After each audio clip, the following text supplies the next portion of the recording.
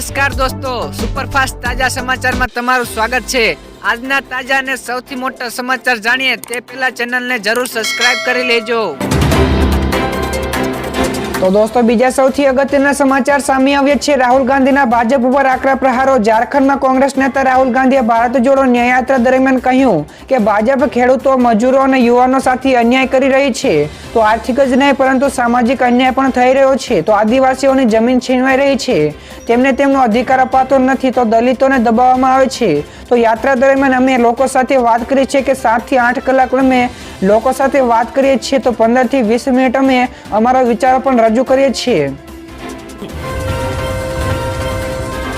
ત્યારબાદ દોસ્તો બીજા સૌથી મોટા સમાચાર મળ્યા છે। ચિરાગ પટેલ ગઈકાલે ભાજપમાં જોડાયો। તો ગઈકાલે ખંભાતના પૂર્વ કોંગ્રેસના ધારાસભ્ય ચિરાગ પટેલ ભાજપમાં સામેલ થયા છે। તો CR પાટીલે તેમને કેસરિયા ખેસ પહેરાવ્યો છે। તો ચિરાગ પટેલે થોડા સમય પહેલા જ રાજીનામું આપ્યું હતું। તો ચિરાગ પટેલ સહિત કોંગ્રેસના 2500 એટલે કે 2500 જેટલા કાર્યકરો ભાજપમાં જોડાયા છે। તે દરમિયાન ચિરાગ પટેલે કહ્યું કે કોંગ્રેસ દિશાવિહીન છે અને કાંઈ લેવાનું નથી, તો ભૂલ સમજાય એટલે પરત ફર્યા છીએ। તો ચિરાગ પટેલ કોંગ્રેસનો જૂનો ચહેરો છે અને તેનો વ્યવસાય કોન્ટ્રાક્ટરનો છે।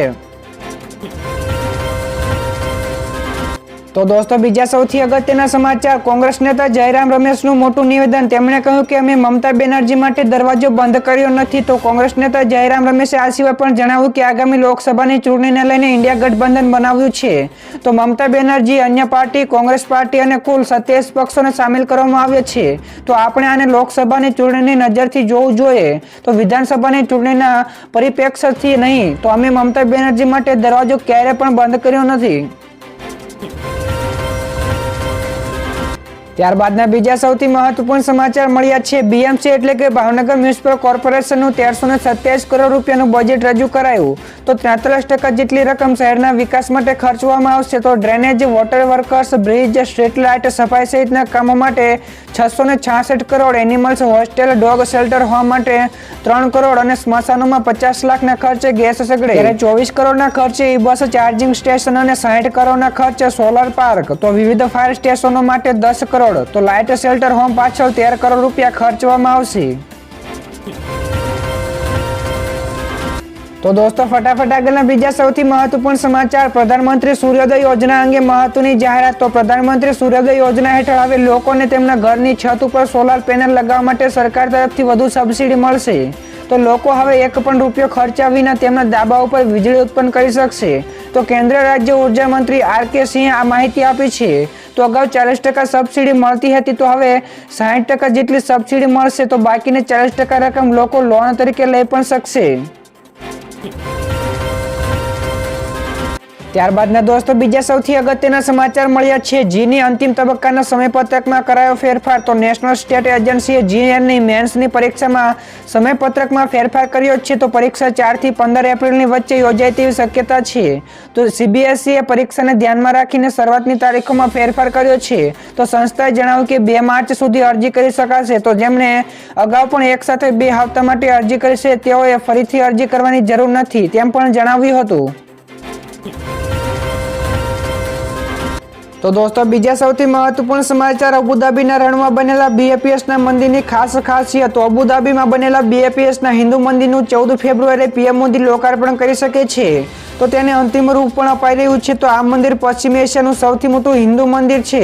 તે ચારે બાજુ રેત વચ્ચે બન્યું છે। તે 700 કરોડ રૂપિયાના ખર્ચે બનેલું છે, જે વર્ષો સુધી રામ જ રહેશે। તો તેનું નિર્માણ 27 જેટલા એકરની જમીન ઉપર કરવામાં આવ્યું છે।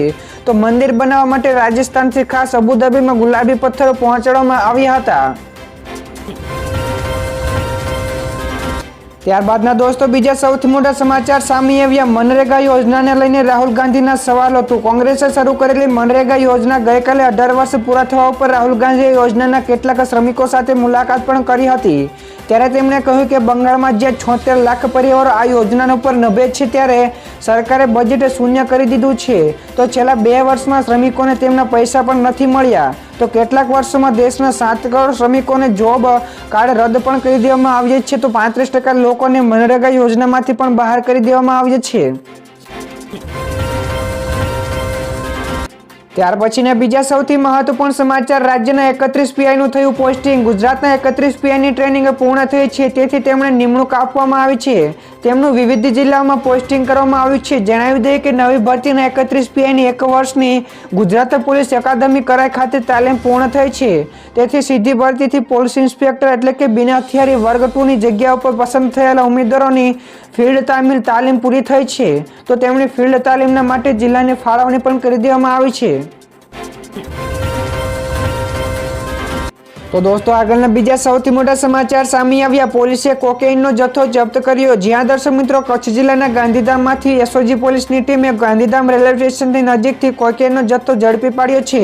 તો રેડ દરમિયાન કુલવિંદરસિંહ જરદેવસિંહ નામના આરોપીની અટકાયત પણ કરવામાં આવી છે.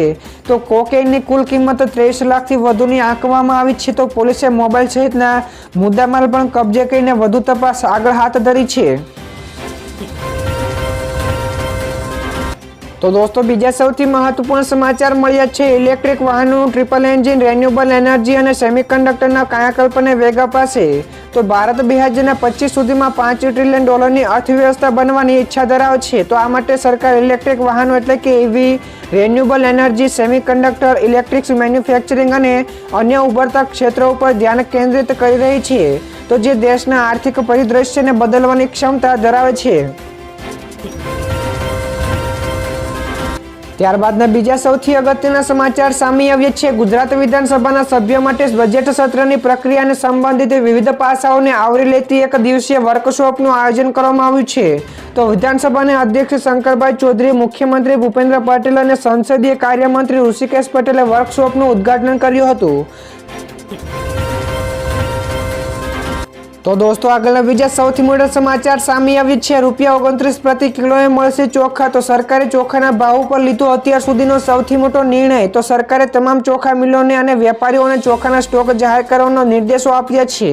તો ખાદ્ય મંત્રાલયના 5 ટનની ચોખાના સ્ટોક જાહેર કરવાનો આદેશો કર્યા છે. તો આ સિવાય ઇન્ડિયન રાઈસ ઉપર પણ મોટા સમાચાર મળ્યા છે. તો સરકારે ચોખા ઉપર સ્ટોક લિમિટ લાદવાનો પણ વિચારશે. તો હકીકતમાં સરકારના તમામ પ્રયાસો છતાં ચોખાના ભાવમાં ઘટાડો થયો નથી. તેથી સરકારે હવે રાઈસ મિલના વેપારીઓના સ્ટોકનિસ્ટોને ચોખાનો સ્ટોક જાહેર કરવાની સૂચના આપી છે. તો દર્શક મિત્રો, ત્યારબાદના બીજા સૌથી અગત્યના સમાચાર જાણીએ. તો ડીમેટના 100 કરોડ ખાતા ધારકો માટે ખાસ સમાચાર. તો સેબીએ આપી મોટી જાણકારી. તો 9.8 કરોડના ડીમેટ એકાઉન્ટ્સના ધારકોને નોમિનેશનની વિગતો ફાઇલ નથી કરી.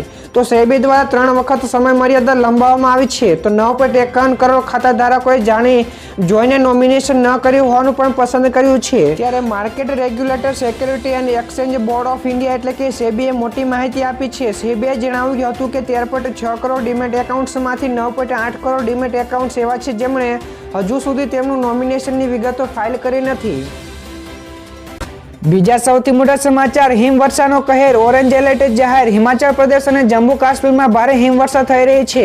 હવાઈ ટ્રાફિક અને સામાન્ય જનજીવન પણ ખોરવાઈ ગયું છે. તો હિમાચલમાં 518 જેટલા રસ્તાઓ બ્લોક થયા છે. રાજ્યમાં 478 જેટલા ટ્રાન્સફોર્મર પણ ખરાબ થઈ ગયા છે અને 567 જેટલા પાણી પુરવઠા યોજના પણ ખોરવાઈ ગઈ છે. તો હિમાચલ પ્રદેશમાં ભારે હિમવર્ષાનું ઓરેન્જ એલર્ટ પણ જારી કરી દેવામાં આવ્યું છે. તો શિમલા સહિત રાજ્યના અનેક સ્થળોએ માટે ઓરેન્જ એલર્ટ જાહેર કરાયું છે. તો શ્રીનગર એરપોર્ટ ઉપર તમામ ફ્લાઇટોને પણ રદ કરાવી દેવામાં આવી છે. આગળના બીજા સૌથી મોટા સમાચાર, ઉત્તરાખંડ કેબિનેટે યુસીસીને આપી મંજૂરી. ઉત્તરાખંડ કેબિનેટે યુસીસી એટલે કે યુનિફોર્મ સિવિલ કોડ રિપોર્ટને મંજૂરી આપી દીધી છે. મુખ્યમંત્રી પુષ્કરસિંહ ધામીની અધ્યક્ષતામાં મુખ્યમંત્રી આવાસ ઉપર કેબિનેટની બેઠક મળી હતી, જેમાં આ નિર્ણય લેવામાં આવ્યો છે. તો પહેલા મુખ્યમંત્રી ધામીની અધ્યક્ષતામાં દેશ સમિતિ દ્વારા રજૂ કરવામાં આવેલા યુસીસી ડ્રાફ્ટ ઉપર પહેલા ચર્ચાઓ કરવામાં આવી હતી. પછી આ નિર્ણય લેવામાં આવ્યો છે.